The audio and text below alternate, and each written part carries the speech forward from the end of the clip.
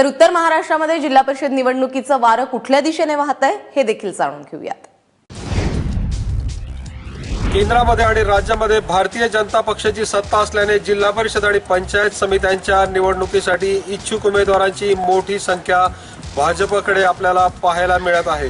युती तुटल्यावर कोणत्याही परिस्थितीमध्ये स्वबळावर जिल्हा परिषद आणि पंचायत समित्यांच्या निवडणुका जिंकण्याचा भाजपचा आता निर्धार आहे। त्यासाठी जिंकून येण्याची क्षमता असलेल्या उमेदवारांना भाजपने उमेदवारी दिली आहे।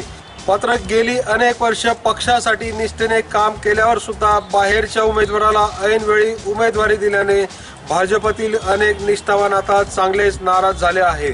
या नाराजांची नाराजी पक्ष नेत्यांसाठी आता चांगलीच डोकेदुखी ठरू लागली आहे। ही नाराजी दूर करण्यात पक्षाच्या नेत्यांना यश मिळते का, याकडे आता सगळ्यांचं लक्ष लागलं आहे। चंद्रशेखर नेवे, एबीपी माझा, जळगाव।